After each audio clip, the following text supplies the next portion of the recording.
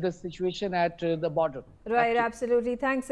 Stay on with me, Anand. We are also getting to know that External Affairs Minister S. Jaishankar has now met his Iranian counterpart.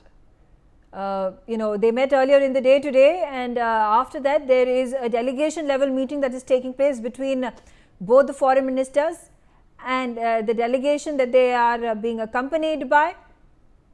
Visuals on your screens of the delegation level talks that are taking place right now, even as we speak. General Sudhakarji, quickly a response from you about,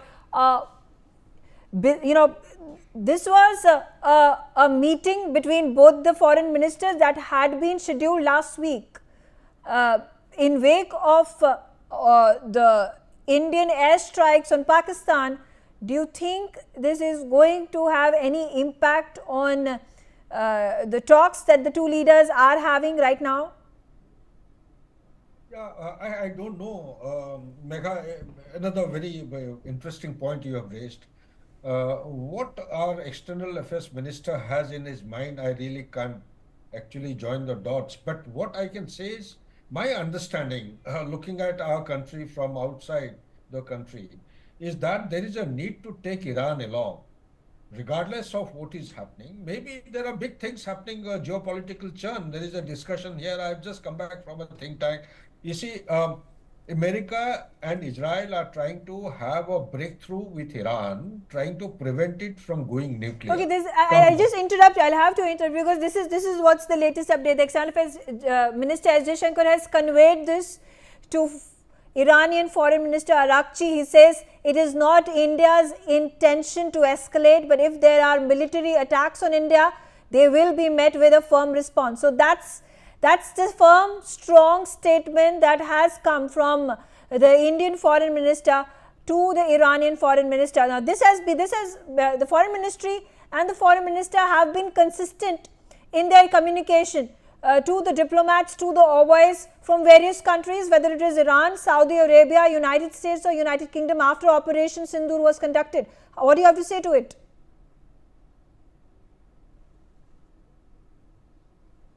Of India today.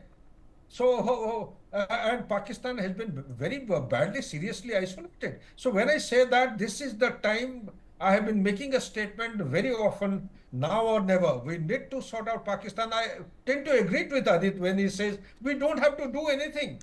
Internally, Pakistan is so collapsed, so broken that even India, without doing anything, it is going to get balkanized very soon. But that is not, I am not a student who advocates, balkanization of Pakistan. Nobody would. But the circumstances being what it is, they've crossed all the red lines.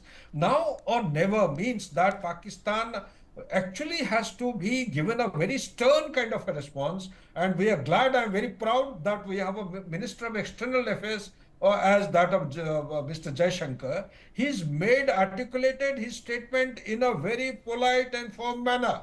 There is no alternative than what India is doing today. If at all there is anything left, the intensification of the phases must actually build up as the time passes by. We need to actually gravitate to the center of gravity of the ecosystem which is controlling or sponsoring this terrorism. Okay. What is the ecosystem? Yeah, Ajit, coming to you again. Keeping in mind that Iran was the first country that actually came out in support of Pakistan when Pakistan Prime Minister said that we are all in for an independent probe, for an independent investigation, for a third party to intervene in the matter. Iran, in fact, went out and even said that it is ready to be a intermediary. It is ready to intervene in the matter and find a resolution. Now, what is it that the two ministers are conversing at this point of time, keeping in mind that India has launched an operation against Pakistan yesterday?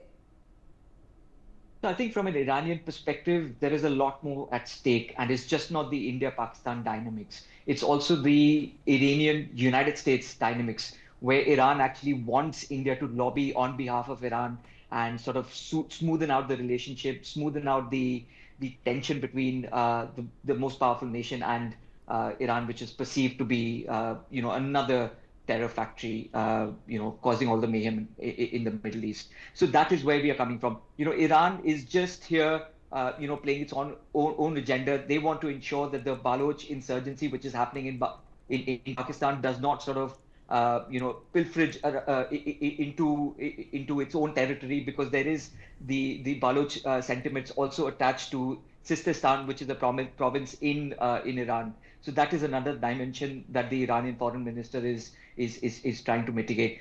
Megha, we also need to keep in mind that there was a unannounced visit made by the Saudi junior foreign minister today. Yeah. So he's coming to India, out of absolutely nowhere, and obviously at the behest of Pakistan, because they want to diffuse the situation, they want de-escalation, and they want it to go back to status quo without India having to extract all of its interests, all of its pound of flesh that we intend to do.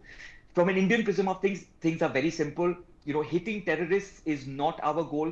Our goal is to ensure that the brain cells which actually manifest the terrorism, which is the GHQ, which is DGISPR, that is where we need to hit. And that is what we are trying to dismantle. And that is what we intend the Pakistani people also to realize, that this is the nefarious establishment which is controlling you, and is causing a lot of mayhem, right, just not to India but to the world. But So even that as you speak, the Indian Defence Minister Rajnath Singh has informed the political parties in the all-party meeting in the Parliament Annex building that took place that there are more than 100 terrorists that have been killed in Wednesday strikes on Pakistan. This is as per the Indian government sources. So it's not 31 is what Pakistan has been claiming. It's 100 terrorists that have been killed is the latest information that has been provided by the Defence Minister as per the Indian government sources. Mitali,